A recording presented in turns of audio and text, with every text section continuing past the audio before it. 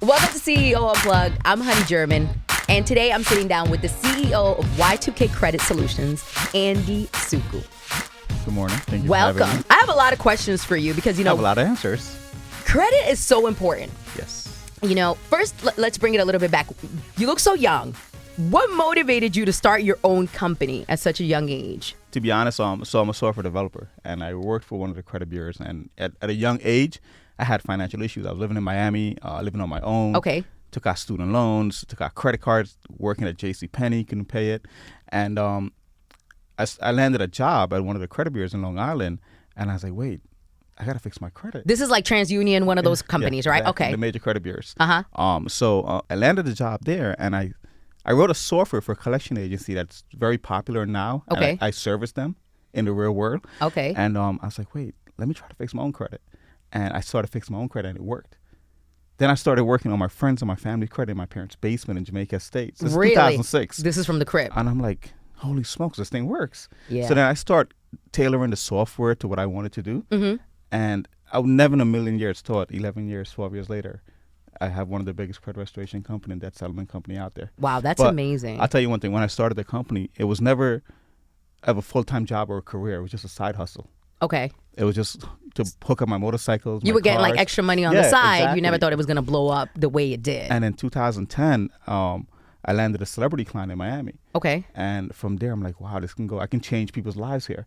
And, Do we know who the celebrity client is? Is it Yeah. public knowledge? Who is it? I can't put it out there too much. Oh, but, I thought it was already out there. No, it's out there, but I You don't want to talk about it. Yeah, Huh? yeah. I'm going to look it up as soon as you finish. Now, So- you've expanded to a lot of different markets and locations, right? that's correct. Why did you decide to do that, and how is it performing? Because financial literacy is very limited. It is. They don't teach that in school. They don't teach it in college, high schools. And the thing is, millennials and even the younger generation, they're inundated by social media and what they see, and they think that's right. And it's how it works. Yeah. That's not how it works. No, it really isn't. And we're very thrown off by like people buying things, and you see cars and you see houses and you see bags and you get, thrown off. Yeah. You think this is really the way you're Absolutely. living. And sometimes you even end up putting yourself in financial debt and ruining your credit, trying to live up to these expectations. What have you learned about people since starting Y2K? The biggest thing is that people like to follow people. Okay. They don't know how to stand on their own and think for themselves. And they want to do everything the next person's doing, which may not be the right thing for you. Okay. And that's the biggest thing I've learned in being in this industry so So long. you mean like if my mom is doing something, I might just follow what my mom Exactly. is doing, They're regardless of friends. whether, or my friends, Correct. I have a lot of friends, and I deal with a lot of celebrity clients now, in where I'm at now in this level, and everybody's like, "Yo, how do they do that? I see them in the club popping bottles," but you don't realize that they're getting paid to do that. Yeah. You're running to the club, spending your paycheck, Yeah. buying bottles, paying $200 to go into the club, and they're taking that money into their pocket. And you're trying to stunt for the gram. And I who can you attest. stunting for who? Yeah, but social media is so big right now. Yeah, it We is. feel so much pressure. We could talk about that. Oh. We could talk about that for days. Correct. Now, with millennials, younger people, and our listeners, what's like the one key piece of advice that you can give them when it comes to establishing credit, and then after that, maintaining it? The one big thing I tell everyone is that credit is the driving force of any financial decision you'll ever make in your life moving forward, especially coming into 2020 with the current president and what's going to be changing. Without credit, nothing is happening. And there's people out there, banks out there, businesses out there set up to take advantage of people that don't have good credit, because that's how they make money, right? Interest rate is bought at, money is bought at an interest rate. Yeah. So one thing I would tell everyone is like, cherish your credit, cherish your financials, and what you're doing, because it's going to affect you in the long term of things. And it's a cycle. What goes around comes around. Because we pretty much all start out with good credit, Correct. per se. You just have none. Everyone starts with 100% credit, and the goal is to maintain it all the way throughout. Keep your debts low, low debt, high credit score. Okay. Don't purchase what you can't spend. Pay attention to interest rate and understand how interest rate works.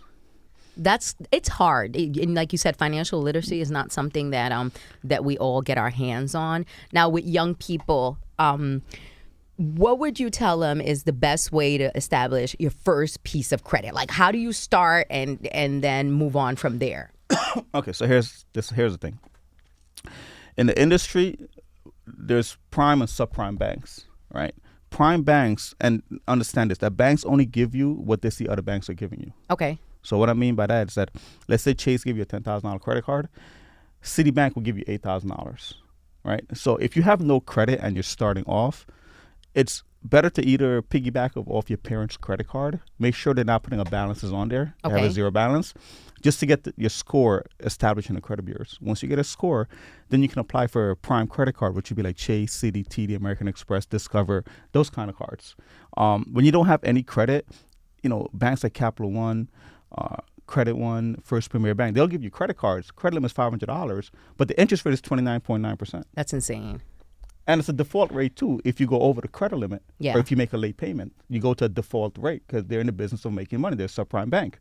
So I would tell anyone, if you're looking to build your credit the first time, try to piggyback off your parents' card to get a score, then apply for a major credit card. Don't go about it applying for any and every card is not good for you either. Okay, now we've talked about the people that have no credit, how you can get credit.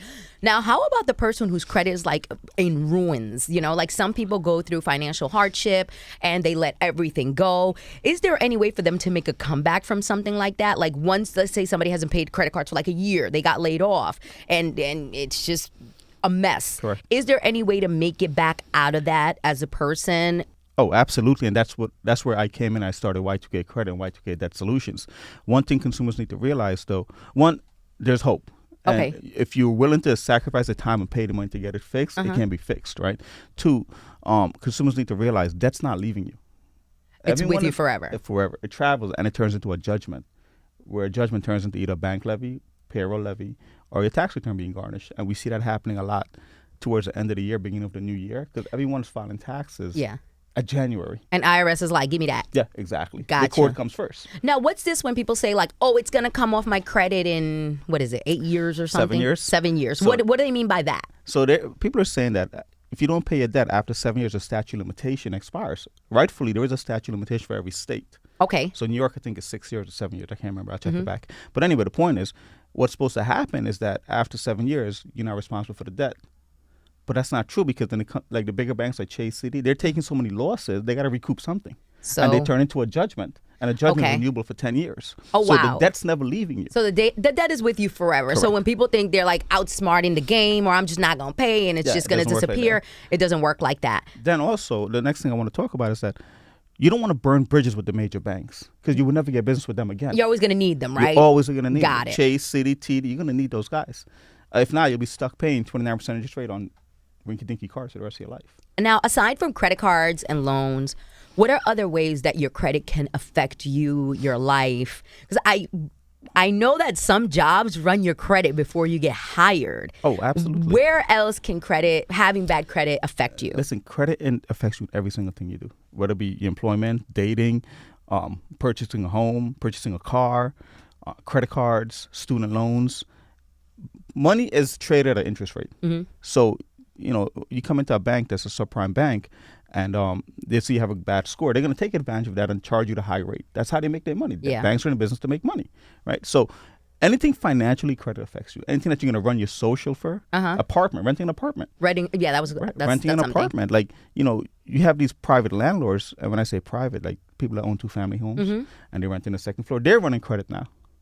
Wow. Right, they're checking your credit because so you pretty much can't move if your credit's not on point. Exactly. Got it. Especially like in New York, the tenant renters law is so screwed up. Mm-hmm. As a landlord, you don't want to be stuck with someone not paying your rent for 6 months.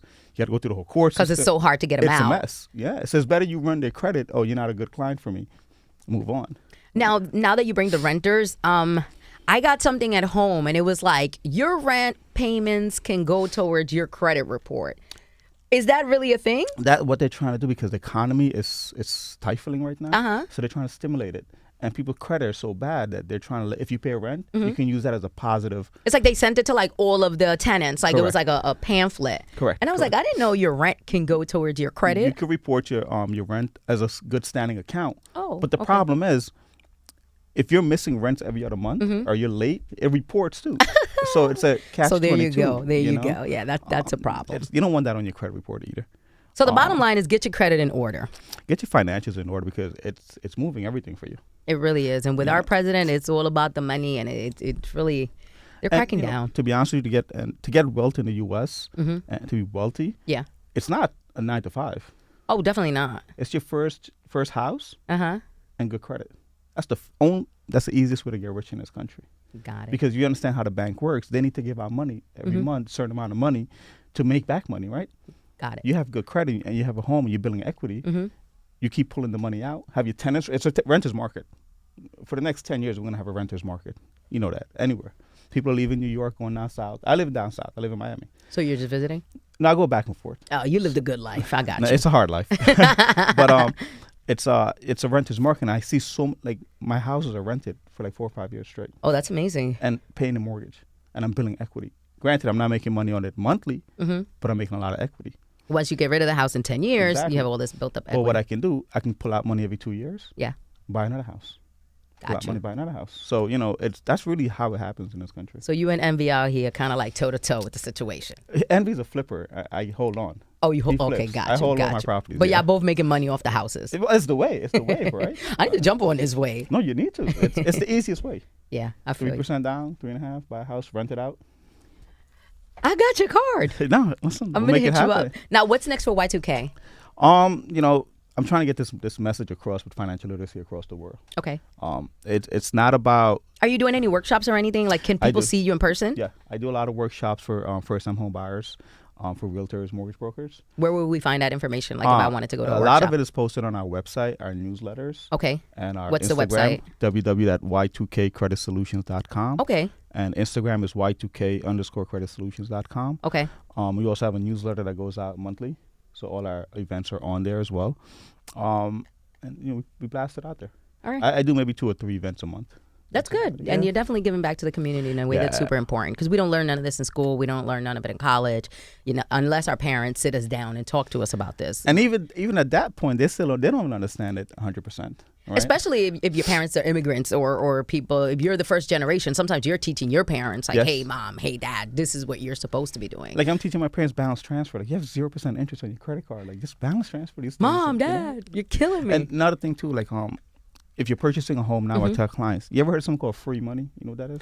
I've seen it on TV. I've seen All right, so commercials. It's like free money. I'm like, I got to call there one day. Let me explain to you what free money is. When you purchase a home, right, you need money to fix your house up. And if you're an average day-to-day employed family, and you're only making a limited income, and you're already struggling to get your down payment for your house, you still got to fix the house up, Yeah. and your credit is shot. How are you going to fix the house if you don't have liquid in your house or liquid in your bank account? Got it. Yeah. So what we try to tell clients is that fix your credit before you go into the purchase. So when you come out of the purchase, you can apply for, like, if you go to Lowe's, Home Depot, they'll give you credit cards, 0% interest for 36 months. Well, that's good. And then fix the house? Fix your house up, 0% interest. That's free money. Yeah. You're not paying an interest rate for it. You just Gotcha. whatever you I see what borrow you're saying by is by what free money. your what you got is what you took out is what you're paying back. All right, that's what's up. You know? You just gave me all the keys to buying a house, it's a fixing lot my more to credit. talk about. Don't worry, I'm going to come to one of the seminars. Anytime. We can wanna- pull it on together. Let me know.